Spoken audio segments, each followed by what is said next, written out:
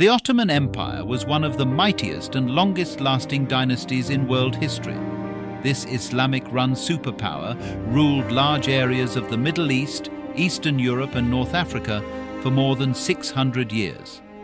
The chief leader, known as the Sultan, was given absolute religious and political authority over his people.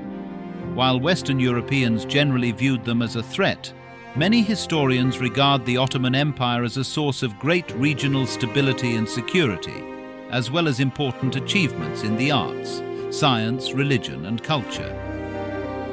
Osman I, a leader of the Turkish tribes in Anatolia, founded the Ottoman Empire around 1299. The term Ottoman is derived from Osman's name, which was Uthman in Arabic. The Ottoman Turks set up a formal government and expanded their territory under the leadership of Osman I, Orhan, Murad I and Bayezid I. In 1453, Mehmed II the Conqueror led the Ottoman Turks in seizing the ancient city of Constantinople, the Byzantine Empire's capital. This put an end to the 1,000-year reign of the Byzantine Empire. Sultan Mehmed renamed the city Istanbul and made it the new capital of the Ottoman Empire. Istanbul became a dominant international center of trade and culture. Mehmed died in 1481. His oldest son, Bayezid II, became the new sultan.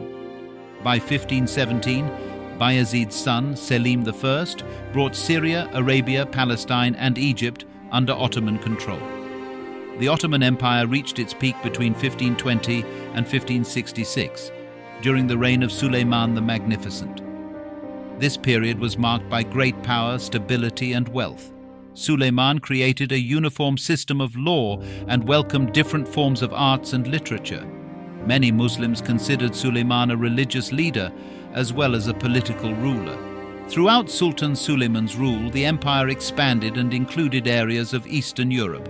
A total of 36 sultans ruled the Ottoman Empire between 1299 and 1922.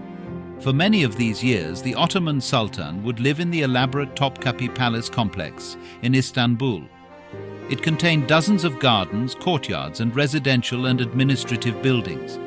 Part of the Topkapi Palace included the harem, a separate quarters reserved for wives, concubines, and female slaves. These women were positioned to serve the Sultan, while the men in the harem complex were typically eunuchs. The threat of assassination was always a concern for a sultan. He relocated every night as a safety measure. Starting in the 1600s, the Ottoman Empire began to lose its economic and military dominance over Europe. In 1683, the Ottoman Turks were defeated at the Battle of Vienna.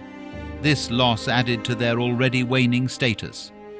While the Industrial Revolution swept through Europe in the 1700s and 1800s, the Ottoman economy remained dependent upon farming. The empire lacked the factories and mills to keep up with Great Britain, France, and even Russia. As a result, the empire's economic growth was weak, and what agricultural surplus it generated went to pay loans to European creditors. When it came time to fight in World War I, the Ottoman Empire didn't have the industrial might to produce heavy weaponry, munitions and iron and steel needed to build railroads to support the war effort. Despite efforts to improve education in the 1800s, the Ottoman Empire lagged far behind its European competitors in literacy, so by 1914 it's estimated that only between 5 and 10% of its inhabitants could read.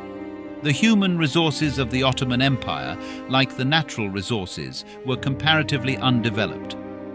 That meant the empire had a shortage of well-trained military officers, engineers, clerks, doctors, and other professions. Siding with Germany in World War I may have been the most significant reason for the Ottoman Empire's demise. Before the war, the Ottoman Empire had signed a secret treaty with Germany, which turned out to be a very bad choice.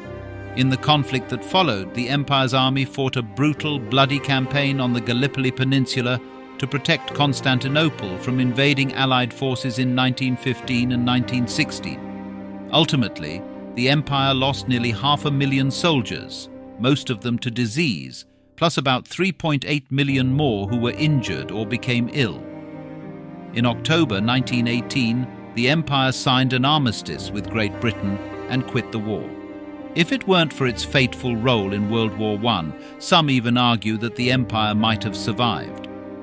Mostafa Minawi, a historian at Cornell University, believes the Ottoman Empire had the potential to evolve into a modern multi-ethnic, multilingual federal state.